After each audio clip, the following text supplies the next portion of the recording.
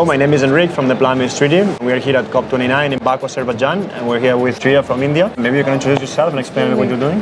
Hi, I'm Shreya Godhawat. I'm a sustainability strategist and I'm a climate and animal rights activist. I'm also the India ambassador for She Changes Climate and Project Dandelion, and I host India's first plant-based podcast, which is called Sustainability with Shreya. Thank you, Shreya. So we just wanted to talk to you about your role here at COP29. Yeah, so I was actually here with She Changes Climate last year, and our role is to advocate for more women to be in the climate leadership and climate decision-making space. So we convince delegations to make sure at least 50% of the delegation is women. So we try to bring in gender equity in the climate movement. And could you talk just a little bit how the climate crisis is affecting in India right now? We are a recovering economy. So coming from a developing country, we know that India is going to be one of the countries that's hit hardest by the climate crisis. And we're already seeing it as not a future problem. You see floods ravaging our country every single year. If you look at the most vulnerable cities to climate change, about 5 or 6 would be from India. Mumbai being one of the most vulnerable ones, and I live there. The heat levels have risen every year. Air quality index is absolutely terrible. And you see that affecting farmers. You see that affecting people on ground.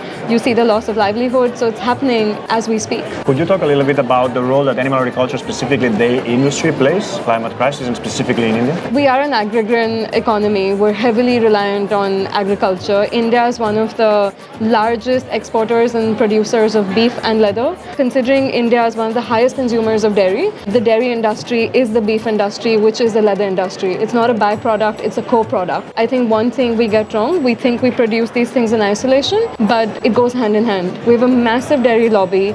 Dairy is heavily subsidized, and considering that it contributes to a huge amount of carbon emissions, we don't talk about that in India enough, even though we have a large vegetarian population. What do you think the solution should be, or what do you think we should implement? We're working with the Plant-Based Treaty, and we're working a lot on raising awareness campaigns. And so, from your point of view, what do you think it could work in India to shift that awareness, to shift the more plant-based system? Yeah, from what I've learned is that context is super important. The way you talk to someone in different regions, you have to touch their hearts. You have to talk to them in a way that's personal. You have to speak to them in a language that they understand. In India, what works is religion, culture, spirituality. So if you go to them with those angles, if there's a religious leader talking about plant-based, if you go from a health perspective, that works really well in India. So I think talking about things that are important to the Indian population is super important because the Western narrative doesn't work. If you talk about health, religion is much more effective, in my opinion. Okay. You talked about religion and spirituality, and I think that's a very interesting point because we know that in India,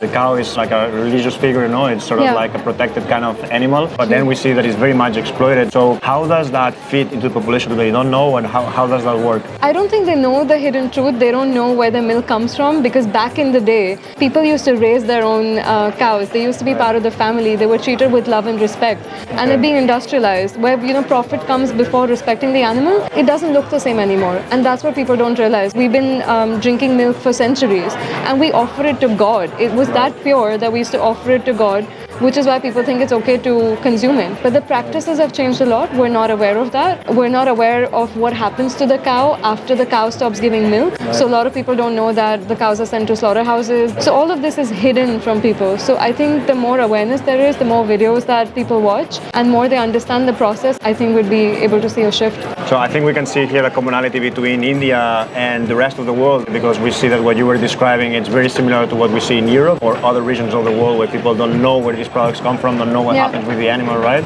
And there is a lot of lack of awareness. We're both working to create some more awareness and spread this information here at the COP29. We just have to go back to our roots. It's an Eastern practice to eat more plant-based diets. We use a word called ahimsa, which is non-violence, and that's the basic principle of most of our religions, which means non-violence towards all living beings, and I think we should be living that. Thank you so much, Shreya, for your time. Thank you for having me. And we'll keep fighting for a more just, ethical, inclusive, and sustainable food systems. Thank you so much.